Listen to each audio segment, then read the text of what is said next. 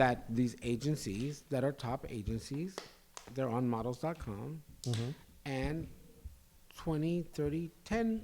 Some agencies have 2%. Some agencies have 30% of their models have OnlyFans pages. Don't ask me because I do not prescribe to them. If they have a free page, I'll prescribe to them, but I'm not going to pay a monthly fee for them. And they are, performing, but top models that we know and that you would probably recognize have OnlyFans pages. Well, I don't know what they're doing on them, though, but they aren't just, cooking. Let's put it that way. There's always been a little of that going on, though, right? In a certain way. It may not have been an OnlyFans, but I could name a couple guys I came up with that crossed the line. Well, that's a different story. Yeah. Now that's a different story. That's called that's a different thing. Yeah. But now what I'm trying to say they got strange for some change. Exactly. Extra fun for the whatever. Got you. But that's different than what I'm saying, because before, when you were starting the industry, if a model did, let's just say, I hate to use the word a solo, and I hate to use the word jerk off, he couldn't work, right? Right. Yeah. But now they have an OnlyFans, and they doing that, and they still sign to the top agencies. Yeah. So they still could do mainstream work. And they're doing decent work. So a guy may, jerk off on his OnlyFans page, and then next week be in a McDonald's ad. Well, I don't know about McDonald's, but they can be in a fashion ad. Okay. One More Vogue or something like that. Absolutely. Wow. Mm-hmm. The world is changing. We're becoming more. The world is changing. Yeah. But I mean, then, bravo. Because who's one of our biggest celebrities in the world? Most photographed. Most photographed in the world? Probably Muhammad Ali, Donald Trump. Most photographed celebrity in Michael Jackson. No. Of our time now, in the last 10 years. LeBron James. Kim Kardashian. Oh, yes, of course. Yes. And how's she breaking into And how business? did she break into business? Porn. Exactly. Looking back, telling Ray J something. Yeah. So if that was accepted, and now she's one of the most photographed women in the world, and Condé Nast and Vogue and all these other fabulous magazines, honor her and invite her to all the top, galas, and she's on red carpets and she's on TV.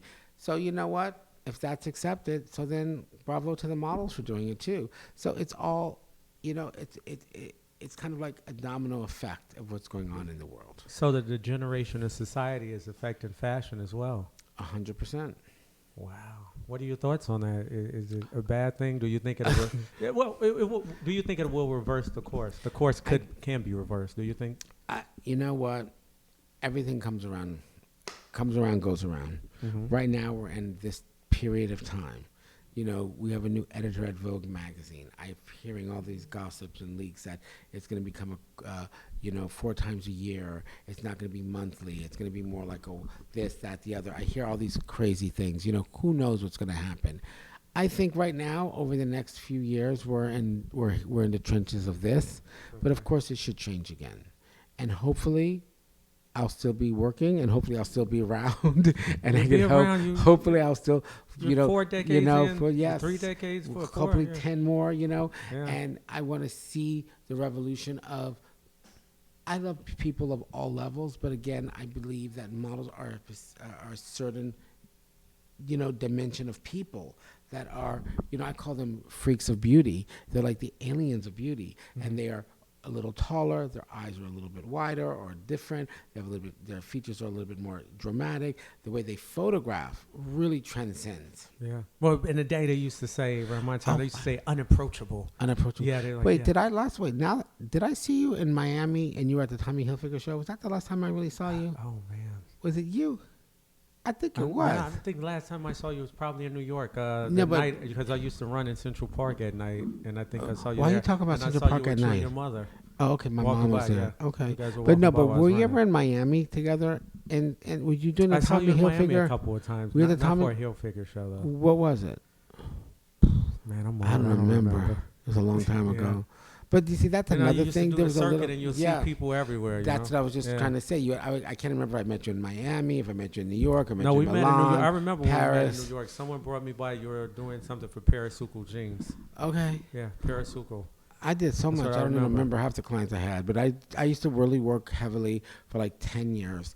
You know, I was doing castings, I was just styling, I was a fashion director, but I was starting doing art direction, but I never got credit for that, but I was doing everything, and I loved it. You know, and these days, you know, people are very, you know, now you have to do everything, but we used to be masters at one thing. Yes. You know? But now you have to be a jack of all darn trades. You know what I'm trying to say?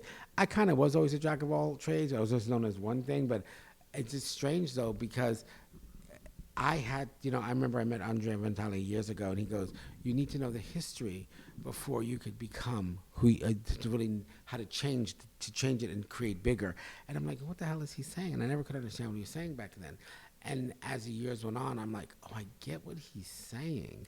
You know, if you don't know where it comes from, and you don't know where the style comes from, or the story is coming from, or where the movie's coming from, you don't know how to build it bigger and better. You don't know how to make it evolve. Yes, exactly. And a lot of the kids today, they don't know anything of the history of fashion, movies, or anything. And that's the sad part. If you ask people who Sophie Loren is, they go, what's that? They don't even know who Raquel Welch is, you know? Yes. And then I'm like, well, if you look back at history at like a real beautiful women, not to be rude, if you compare, you know, some of our icons today to those girls, there's no comparison. And Raquel Welch will blow you away, you know? And if you look at, you know, the other icons of beauty, they were really extraordinarily beautiful. Now, you know, we surgerize everything. I mean, you look at people, we are completely taking our bodies and with surgery, and we are, I mean, the BBL, what was that? Where'd that come from? Our whole life in fashion, our thing was to keep the butt small. We worked so hard to make sure the butt was small. Yes, they slim. And now they made it into now the BBL is on the outs. So what's next? Wait, so what's coming in? What's in vogue now? Who the heck knows? So BBL is done? I think BBL is on the way out. And natural is in, you know, no more fillers, right? Everyone doesn't want any more fillers, no more cheeks, no more lips. The natural is in.